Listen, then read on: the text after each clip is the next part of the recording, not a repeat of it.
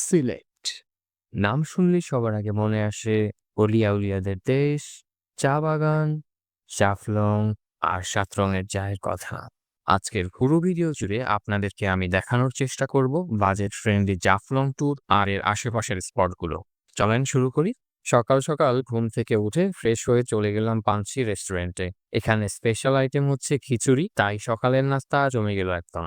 খাওয়া দাওয়া শেষ করে ঠিক করলাম আজ সারাদিন ঘুরবো জাফলং আর এর আশেপাশের স্পটগুলো, সাথে ৭ রঙের চা ট্রাই করব। রেস্টুরেন্টের সামনে কয়েকজন সিএনজি ড্রাইভারের সাথে কথা বললাম। জাফলং ও আশেপাশের স্পট কাভার করতে একজন বললেন ২,০০০ টাকা। ভাবলাম একটু ঘুরে দেখি আর কেউ কম বলে কিনা, তাই গেলাম মাজার রোডে আর আম্বরখানায়। সেখানে সর্বনিম্ন ২২০০ টাকা চাইলো, তাই শেষমেশ সেই পানসি রেস্টুরেন্টের সামনে ড্রাইভারকে ফোন করে বললাম মাজার রোড থেকে আমাদের পিক করতে। ওনার সাথে ডিল হলো এইভাবে, উনি আমাদের জাফলং নিয়ে যাবেন, পথে ২টা চা বাগানে থামবেন, তারপর জাফলং থেকে নৌকায় করে মায়াবী ঝর্ণা। আমাদের মূল টার্গেট জাফলং আর মায়াবী ঝর্ণায় বেশি সময় কাটানো। যদি সময় পাই তাহলে খাসিয়াপল্লী আর আগুন পাহাড়েও যাব। দিনের শেষে ফেরার পথে ৭ রঙের চা খেয়ে সোজা হোটেলে ফিরে আসবো। ভিডিও শেষে আমি শেয়ার করব যাদের টার্গেট শুধুমাত্র জাফলং আর মায়াবী ঝর্ণা, তারা কিভাবে জনপ্রতি মাত্র ৩০০ টাকার মধ্যে বাসে করে এই ২টা স্পট ঘুরে আসতে পারবেন।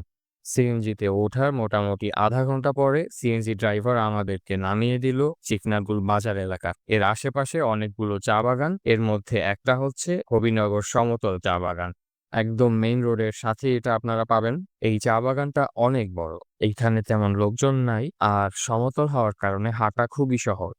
আমরা হেঁটে হেঁটে পুরা চা বাগানটা ঘুরে দেখতে লাগলাম। এখান থেকে একটু সামনেই হরিপুর গ্যাস ফিল্ড, আর তারপরে মোটামুটি ৩ কিলোমিটারের মতো সামনে গেলে আগুন পাহাড়। আমরা আগুন পাহাড় যাব এমন সিদ্ধান্ত নিলাম ঠিক তখনই প্রচন্ড বৃষ্টি পড়া শুরু হলো, তাই আগুন পাহাড় স্কিপ করে সিএনজিতে চলে গেলাম পরবর্তী চা বাগান দেখার জন্য। এই চা বাগানটা একদম তামাবিল ল্যান্ড বর্ডারের কাছেই অবস্থিত।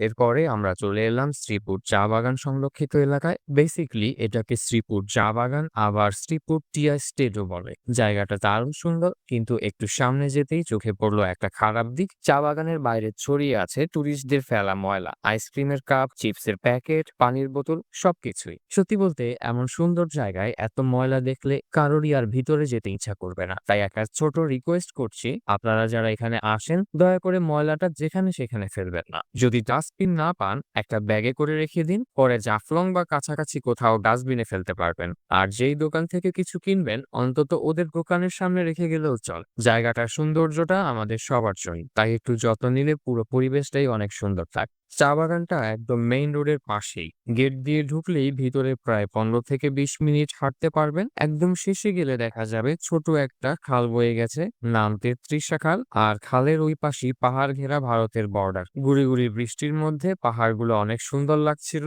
আর আকাশে কালো মেঘে ঢাকা ছিল। এই সেম স্পটে আরো ৩টা ঘোরার মতো জায়গা রয়েছে, আপনাদেরকে আমি নামগুলো বলে দিচ্ছি, আপনারা চাইলে ঘুরে দেখতে পারেন। লাল পাহাড়, শাপলা বিল আর নীল পানি ঝর্ণা। যাই হোক, এখান থেকে আমাদের গন্তব্য হচ্ছে ডিরেক্ট জাফলং, তাই আবার সিএনজিতে উঠে গেলাম জাফলং যাওয়ার জন্য। জাফলং বাস স্ট্যান্ডে চলে এসেছি। এখান থেকে প্রায় ৪-৫০০ মতো সিঁড়ি নিচে নেমে চলে যেতে হবে জাফলং জিরো পয়েন্টে। আমরা এখন জাফলং জিরো পয়েন্টে। এখানে হাঁটতে গেলে প্লাস্টিকের জুতা খুব দরকার। যারা আনতে ভুলে গেছেন তারা আগের ভিডিওটা দেখে নিতে পারেন, সেখানে কম খরচে কোথায় পাওয়া যায় সেটা দেখিয়েছি। গতকাল আর আজকের বৃষ্টিতে আশা করছি মায়াবী ঝর্ণায় এখন ভালো পরিমাণে পানি থাকবে, তাই পরের গন্তব্য হচ্ছে শেয়ার বোটে করে মায়াবী ঝর্ণা। একটা কথা বলি আগে, এখানে সারা বছরই মানুষে ভরপুর, তাই পার্সোনাল বোট নেওয়ার দরকার নেই। একটু অপেক্ষা করলেই শেয়ার বোটে উঠতে পারবেন। জাফলং জিরো পয়েন্টে আসলেই দেখবেন ইঞ্জিন চালিত বড় বড় বোট, যেখানে ১০ থেকে ১৫ জন করে ওঠে। মায়াবী ঝর্ণা পার হয়ে আসা যাওয়া মিলিয়ে জনপ্রতি ভাড়া ১০০ টাকা। এখনো এখানে অফিসিয়ালি টিকেটিং সিস্টেম চালু হয়নি। বোট থেকে নামার পর ওরা জনপ্রতি ১০০ টাকা নিয়ে একটা কাগজ দেয়, সেটাই টিকিট হিসাবে ধরে। যখন ফেরত আসবেন তখন এই টিকিটটা মানে এই কাগজটা দেখেই আপনারা ফেরত আসতে পারবেন। ওই যে দূরে যেই পাহাড়টা দেখতেছেন ওখানেই মায়াবী ঝর্ণা। এখান থেকে হাঁটলে প্রায় ১৫ মিনিটের মতো সময় লাগে। মায়াবী ঝর্ণায় পৌঁছে দেখি অনেক মানুষ, আর উপরের দিকে ঝর্ণায় ভালো পরিমাণে পানি বইছে। যারা একটু সাহস করে উপরে উঠতে পারবেন তারা আরামসে গোসল করতে পারবেন। এখন কিছু টিপস দেই। অনেকেই ঝরনায় গোসল করে ভেজা কাপড় পরে ঘুরে বেড়ান। আবার কেউ ভেজার ভয়ে পানিতেই নামেন না। তাদের জন্য একটা সহজ সমাধান আছে। মায়াবী ঝরনার একটু সামনে ভ্রাম্যমাণ চেঞ্জিং রুম পাবেন।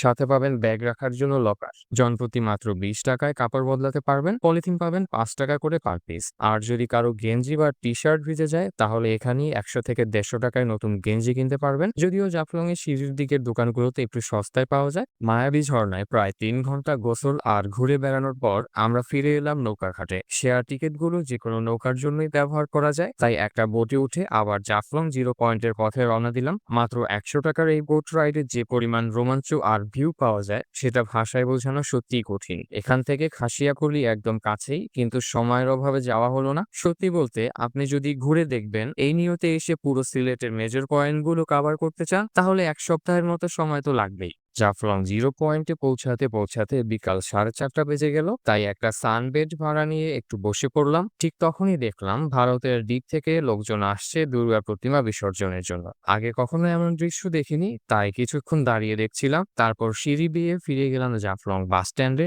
আমাদের সিএনজির কাছে। বাইরে তখন প্রচন্ড বৃষ্টি, রাস্তায় পানি জমে গিয়েছিল, সিএনজির ভেতরেও পানি ঢুকে পড়েছিল, তাই গাড়ি ধীরে চলছিল। ড্রাইভার আমাদেরকে তামাবিল ল্যান্ড বর্ডারের সামনে নামিয়ে দিয়ে গাড়ি ঠিক করতে লাগলো। সন্ধ্যার মধ্যেও সেখানে অনেক মানুষ, অনেক সিএনজি ড্রাইভার তাদের গাড়ি ঠিক করছিলেন, কারণ সমস্যা একই। ভাগ্য ভালো আমাদের গাড়িটা দ্রুত ঠিক হয়ে গেল। আর তারপর আমরা রওনা দিলাম আজকের শেষ গন্তব্যে সাতরঙের চা খেতে। রাত 8টার দিকে আমরা তামাবিল বর্ডারের কাছের একটা রেস্টুরেন্টে গেলাম সাতরঙের চা খাওয়ার জন্য। সিএনজি আবার নষ্ট হয়ে যেতে পারে এই ভয়ে দ্রুত চা খেয়ে ফেললাম। তারপর সিএনজিতে করে ফিরে গেলাম শহরে 5 ভাই রেস্টুরেন্টে রাতের খাবার খেতে। আজকের মূল ব্লগ এখানেই শেষ। এখন বলি, যারা কম খরচে বা লো কস্টে জাফলং যেতে চান তাদের জন্য সবচেয়ে সহজ উপায় হলো বাস। সিলেট বাস স্ট্যান্ড থেকে প্রতিদিন সকাল 8টা-9টার মধ্যে সরাসরি জাফলংগামী বাস পাওয়া যায়। ভাড়া খুব বেশি নয়, সাধারণত 100 থেকে 150 টাকার মধ্যে পড়ে। আর যদি আপনারা আম্বরখানা এলাকায় থাকেন তাহলে একটু সামনে হাঁটলেই পাবেন জাফলং যাওয়ার বাস কাউন্টার। সন্ধ্যা 6টার মধ্যে শেষ বাসটা জাফলং থেকে শহরের দিকে রওনা দেয়। এছাড়াও যারা ফ্লেক্সিবল ভ্রমণ পছন্দ করেন তারা মাজার রোডের সামনে থেকে টেম্পু বা শেয়ার সিএনজিতেও যেতে পারেন। এতে খরচ আরো কম পড়বে আর আপনারা নিজের মতো করে ঘুরে দেখতে পারবেন ঝর্ণা আর জাফলং জিরো পয়েন্ট এলাকা। আজকের ভিডিও এখানেই শেষ করছি। সবাই ভালো থাকবেন, সুস্থ থাকবেন। খোদা হাফেজ।